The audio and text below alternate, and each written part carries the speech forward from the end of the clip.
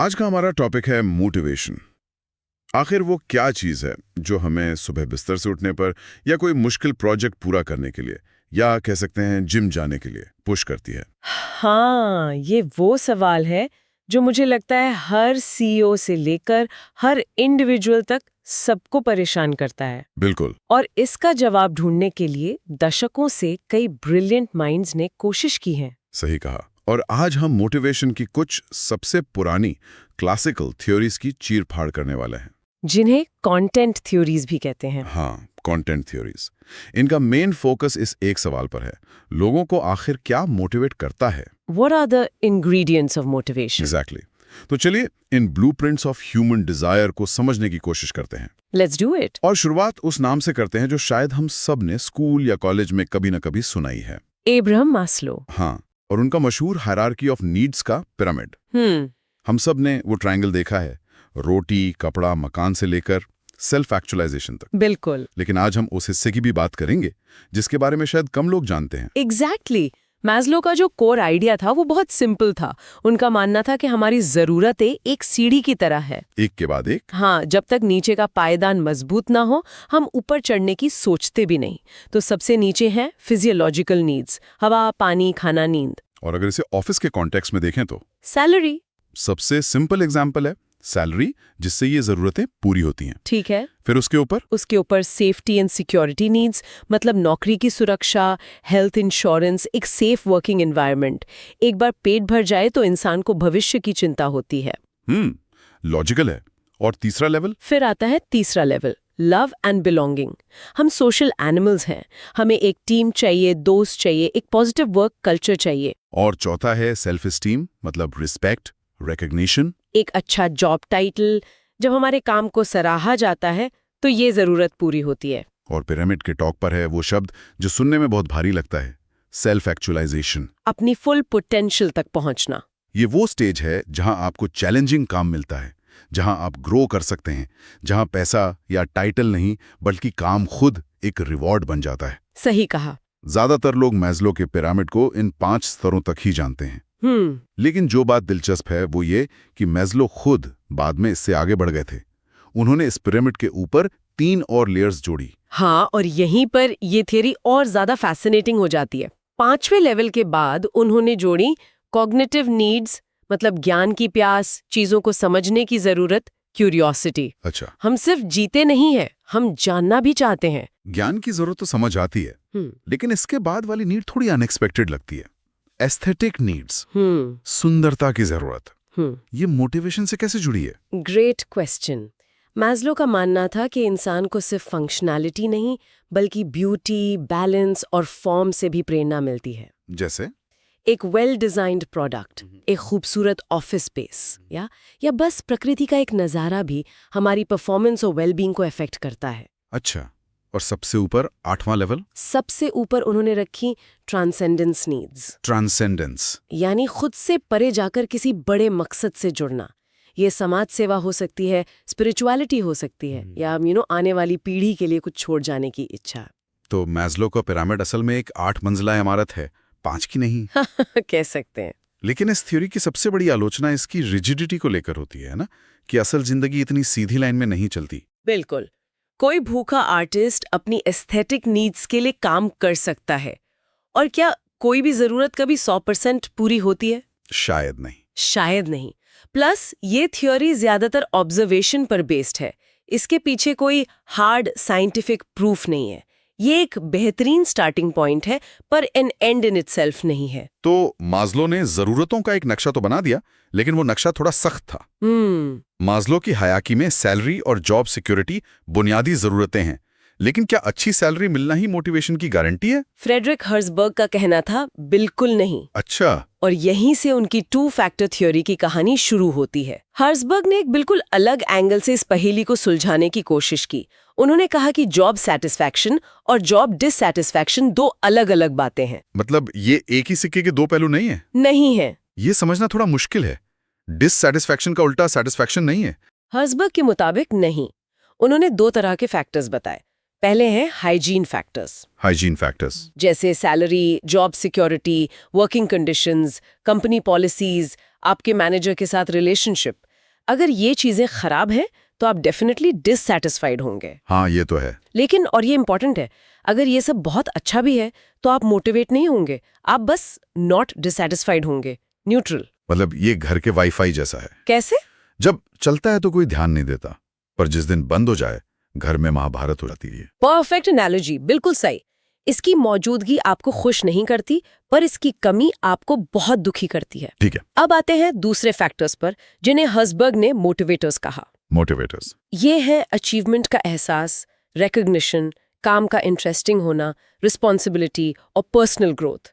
जब ये चीजें मौजूद होती हैं तब आप ट्रूली सैटिस्फाइड और मोटिवेटेड महसूस करते हैं। और अगर ये ना हो तो आप डिससैटिस्फाइड नहीं होते, बस नॉट सैटिस्फाइड होते हैं। अच्छा। एग्जैक्टली। तो इसका मतलब ये है कि मैनेजरों को दो अलग अलग मोर्चों पर लड़ना पड़ता है। एक तरफ असंतोष की आग बुझानी पड़ती है अच्छी सैलरी और पॉलिसी जैसे हाइजीन फैक्टर से, और दूसरी तरफ प्रेरणा की मशाल जलानी पड़ती है रिकॉग्निशन, रिस्पॉन्सिबिलिटी और ग्रोथ जैसे मोटिवेटर्स से। और एक के हथियार दूसरे पर काम नहीं करते। बिल्कुल। आप किसी को ज्यादा पैसे देकर बोरिंग काम के लिए मोटिवेट नहीं कर सकते। ये तो मैनेजर्स के लिए एक बहुत पावरफुल इनसाइट है ना? तो हर्ट्सबर्ग हमें बताते हैं कि क्या चीजें मोटिवेट करती हैं जी। लेकिन मैनेजर्स अपने एम्प्लॉइज के बारे में क्या सोचते हैं, ये भी तो मोटिवेशन पे असर डालता होगा। और यहीं पर डगलस मैकग्रेगर की थ्योरी X और थ्योरी Y आती है। मैकग्रेगर ने कहा कि मैनेजर्स के दिमाग में अपने एम्प्लॉइज को लेकर दो तरह के, कह सकते हैं, डिफॉल्ट सेटिंग्स होते हैं। ठीक है। एक है थ्योरी X, जो कि एक काफी नेगेटिव नजरिया है जहां तक मुझे याद है। बहुत ज्यादा। थ्योरी X मैनेजर ये मानकर चलता है कि लोग पैदाइशी कामचोर होते हैं। हाँ। वो काम को नापसंद करते हैं, जिम्मेदारी से भागते हैं और उनसे काम करवाने के लिए डंडा चलाना पड़ता है, यानी कंट्रोल, थ्रेट और पनिशमेंट। माइक्रो मैनेजमेंट का टेक्स्ट बुक केस। बिल्कुल। और दूसरी तरफ है थ्योरी Y का मैनेजर। इसका ठीक उल्टा। हाँ, एक पॉजिटिव नजरिया। ये मैनेजर मानता है कि लोग काम को खेल या आराम की तरह नेचुरल समझते हैं। वो सेल्फ डायरेक्टेड होते हैं, जिम्मेदारी लेना चाहते हैं और क्रिएटिव होते हैं। उन्हें बस सही माहौल और एम्पावरमेंट की जरूरत होती है। लेकिन क्या असल दुनिया इतनी ब्लैक एंड व्हाइट है? क्या लोग सिर्फ X या Y होते हैं? यही इस थ्योरी की सबसे बड़ी क्रिटिक है। लेकिन इसका सबसे इंटरेस्टिंग पार्ट ये है कि ये एक सेल्फ फुलफिलिंग प्रोफेसी की तरह काम करती है। अच्छा। वो कैसे? अगर एक मैनेजर अपने बेस्ट एम्प्लॉय को भी थ्योरी X की नजरिए से ट्रीट करना शुरू कर दे, वो इनिशिएटिव लेना बंद कर देगा। अरे तो असल में मैनेजर की सोच एम्प्लॉय के बिहेवियर को क्रिएट कर देती है। मतलब हम जैसा सोचते हैं वैसी ही दुनिया बना लेते हैं। कमाल है। तो हमने इंडिविजुअल नीड्स देखी, मैनेजरियल माइंडसेट देखा, लेकिन ऑर्गेनाइजेशन के कल्चर का क्या? उसका भी तो असर होता होगा। प्रिसाइसली। 70s और 80s में पूरी दुनिया जापानी कंपनियों की सक्सेस से हैरान थी। वो ऐसा क्या अलग कर रहे थे? इसी सवाल का जवाब ढूंढते हुए विलियम ऊची ने थ्योरी Z दी, जो अमेरिकी और जापानी मैनेजमेंट स्टाइल्स का एक ब्लेंड है। बिल्कुल। ये उस वक्त आई जब जापानी कंपनियां अपनी लॉन्ग टर्म सोच और एम्प्लॉय लॉयल्टी की वजह से दुनिया में छा रही थी।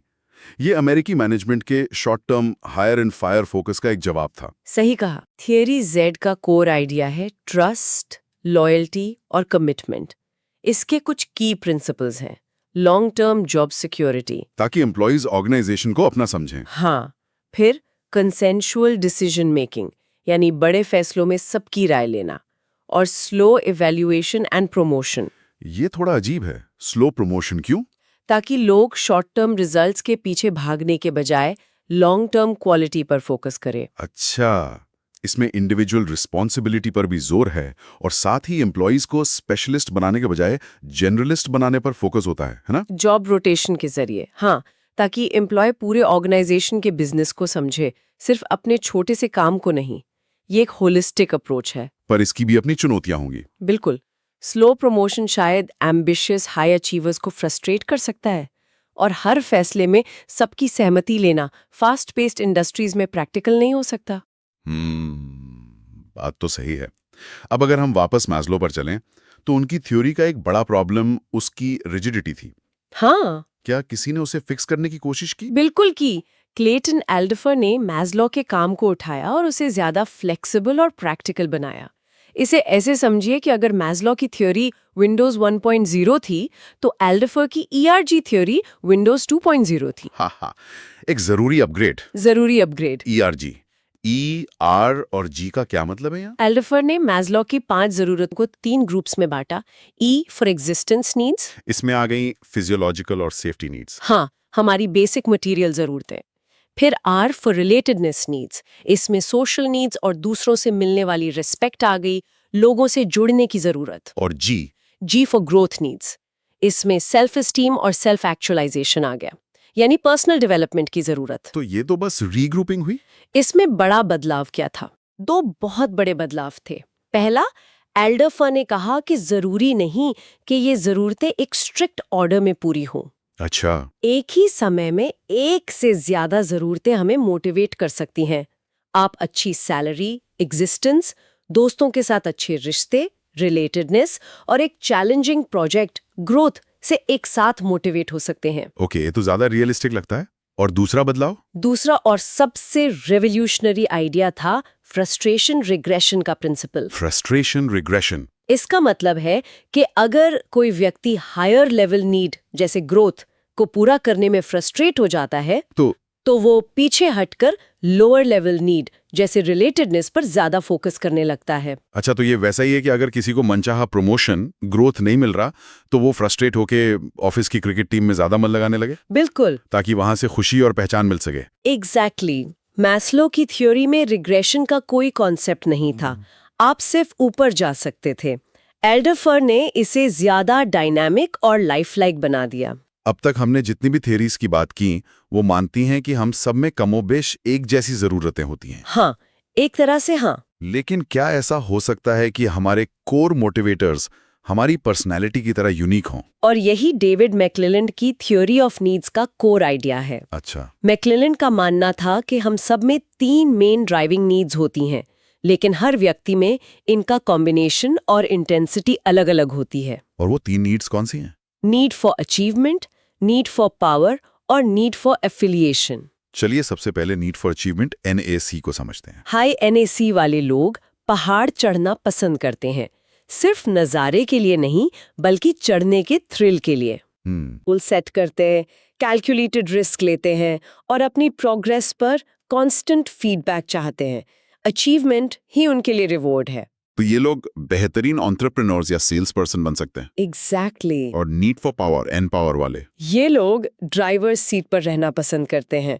वो दूसरों को इन्फ्लुएंस करना, लीड करना और कंपटीशन में जीतना चाहते हैं। अच्छा। पर यहाँ पावर का मतलब कंट्रोल या डोमिनेंस नहीं है, बल्कि इम्पैक्ट क्रिएट करने का एक टूल है।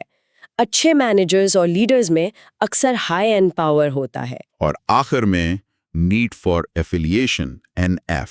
हाई NF वाले लोग टीम प्लेयर्स होते हैं। उनके लिए हार्मनी और सोशल कनेक्शन सबसे जरूरी है। वो कॉन्फ्लिक्ट से बचते हैं और कोलैबोरेशन में थ्राइव करते हैं। ये लोग कस्टमर सर्विस या टीम बेस्ड रोल्स में बहुत सक्सेसफुल होते होंगे। बिल्कुल। मैक्लेलैंड की थ्योरी मैनेजर्स को एक बेहतरीन टूल देती है। अपनी टीम के हर मेंबर का प्राइमरी ड्राइवर समझो और फिर उनके टास्क्स और रिवॉर्ड्स को उसी हिसाब से टेलर करो। One size does not fit all. Never. तो आज हमने मोटिवेशन की क्लासिकल थ्योरीज का एक पूरा सफर तय किया, मैस्लो के 8 मंजिला पिरामिड से लेकर मैक्लेलैंड की 3 पर्सनल ड्राइवर्स तक।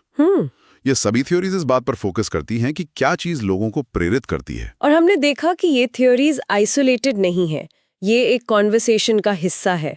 एल्डरफर ने मैस्लो को रिफाइन किया। सही है। हर्ट्जबर्ग के मोटिवेटर्स काफी हद तक मैस्लो के हायर लेवल नीड्स जैसे लगते हैं। ये सब हमें ह्यूमन मोटिवेशन की कॉम्प्लेक्सिटी को समझने के लिए अलग-अलग चश्मे देते हैं। ये बताती हैं कि प्रेरणा सिर्फ पैसे या डर से नहीं आती, बल्कि इसके कई गहरे और पर्सनल कारण होते हैं। आज की इस चर्चा के बाद सोचने के लिए एक सवाल छोड़ जाते हैं।